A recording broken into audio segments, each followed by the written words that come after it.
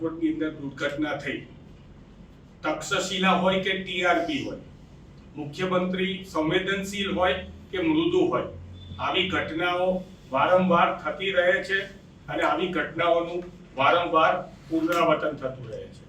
દર વખતે એક જ વાત કે કોઈને જવાબદારોને છોડવામાં નહીં આવે, ચમરબંધીઓને છોડવામાં નહીં આવે, એકની એક વાતનું રેકોર્ડ કરવામાં આવે છે. આજે જ્યારે આ અકસ્માત થયેલો છે, હકીકતમાં અકસ્માત નથી પરંતુ એક હત્યાકાંડ છે. ગુજરાત પ્રદેશ કોંગ્રેસ સમિતિના અમારા પ્રમુખ આદરણીય શ્રી શક્તિસિંહજી ગોહિલ અને વિરોધ પક્ષના નેતા અમિતભાઈ ચાવડા સહિત જ્યારે રાજકોટની મુલાકાતે ગયા હતા ત્યારે એમણે સ્પષ્ટ માંગણી કરી હતી કે આની અંદર સંડોવાયેલા તમામ ઉપર એફઆઈઆર કરવી જોઈએ, એમને સસ્પેન્ડ કરવા જોઈએ અને ગાંધીનગર અને કમલમ સુધી જે હપ્તા પહોંચાડે છે એની તપાસ કરવી જોઈએ. પરંતુ હજી આ તપાસ જે છે એ તપાસની અંદર મોટા માથાઓને બાકાત રાખવામાં આવ્યા છે. જો સરકાર એમ કહેતી હોય કે અમે સસ્પેન્ડ કર્યા છે અને કેટલાક અધિકારીઓની બદલી કરી છે, જો અધિકારીઓની બદલી કરી હોય કે જેની અંદર આઈએએસ અને આઈપીએસ અધિકારી હોય, બદલી કરી એનો મતલબ એ દોષિત છે અને એ દોષિત હોય તો શા માટે એમના નામ એફઆઈઆર માં નથી આવ્યા? જે લોકો સસ્પેન્ડ થયા છે એ લોકો પણ દોષિત જ છે, તો શા માટે એમના નામ એફઆઈઆર માં નથી આવ્યા? આ એક ગુનાહિત બેદરકારી હતી. કલમ 304 અ મુજબ ગુનાહિત બેદરકારીનો આની અંદર દાખલો બેસાડાય એવા પ્રકારે કામ કરવું જોઈએ, પરંતુ એ કામ થઈ રહ્યું નથી. આ સાથે સાથે સૂત્રો દ્વારા એક બહુ જ મોટી ખબર મળી રહી છે અને ખબર એ છે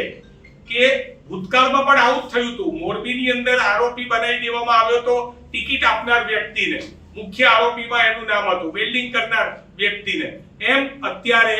રાજકોટની અંદર ટીઆરપી મોલના માલિક તરીકે, એટલે કે જે ટીઆરપી ગેમ ઝોન છે એના માલિક તરીકે ધવલ કોર્પોરેશન એટલે કે ધવલ ઠક્કરની જે અત્યારે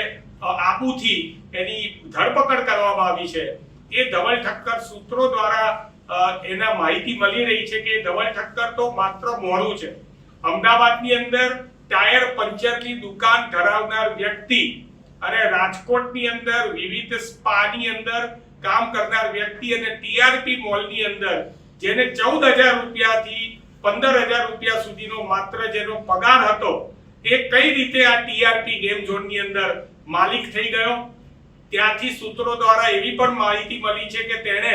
એવું કહેવામાં આવ્યું હતું કે તને એક નાની દુકાન આપવામાં આવશે, એના માટે તું આ કોન્ટ્રાક્ટ ઉપર સહી કર. એને જ્યારે દુકાનની માંગણી કરી તો દુકાન માલિક નહીં એને, અને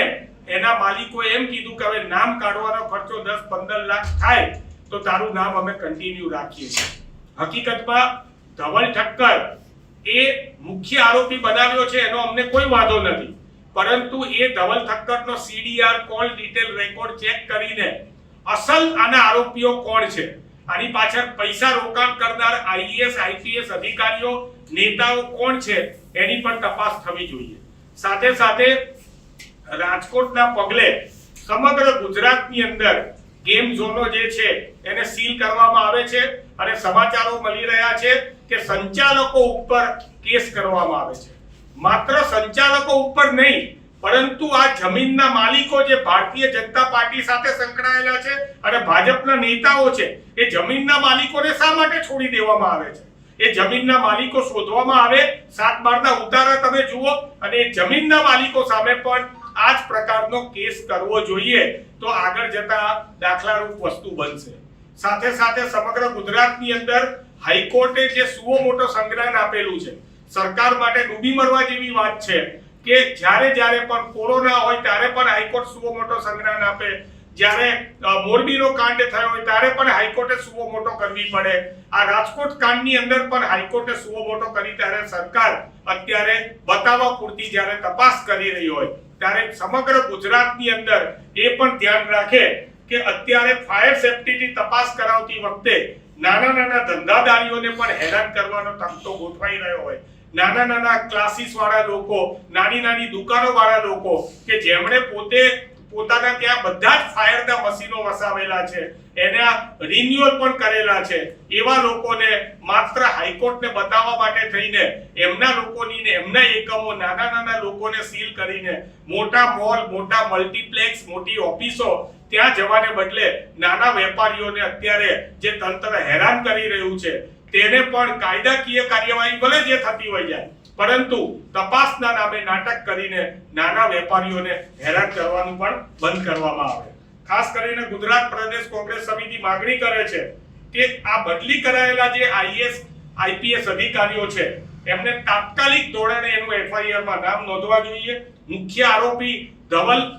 ઠક્કર કે જે અમદાવાદની અંદર માત્ર પંચરની દુકાન ધરાવતો તો હજી પણ એનું પોતાનું મકાન નથી, ભાડાના મકાનમાં જે વ્યક્તિ રાજકોટમાં રહે છે તેમની ઉલટ તપાસ કરીને ધવલ કોર્પોરેશનની અંદર કયા નેતા કયા અધિકારીએ પૈસા રોક્યા છે તેની તપાસ કરવી જોઈએ. અને ખાસ કરીને જેવી રીતે તક્ષશિલા કાંડની અંદર 5 વર્ષથી ન્યાય માટે પીડિતોના પરિવાર વલખા માલી રહ્યા છે અને જ્યારે પણ કોર્ટમાં જાય છે ત્યારે પીડિતોનું કહેવું છે કે જે લોકોને જામીન મળી ગયા છે એ અમારી સામે અટ્ટહાસ્ય કરે છે, હસે છે અને અમને એક પ્રમાણે દુઃખદ ઘટનાઓની યાદ કરાવે છે. આવું ના થાય એના માટે ફાસ્ટ ટ્રેક કોર્ટની રચના કરીને જલ્દીથી જલ્દી જવાબદાર લોકોને એક એવા રીતે એના ઉપર પગલાં લેવા જોઈએ, ધરપકડ થવી જોઈએ અને સજા થવી જોઈએ જેથી કરીને આવનારા દિવસોમાં આવા આપણા બાળકો જે છે એ આવા ગેમ ઝોન કે અન્ય જગ્યાએ આ રીતે ભૂંજાઈ ના જાય એ કોંગ્રેસ અત્યારે સરકાર સમક્ષ માંગણી કરે.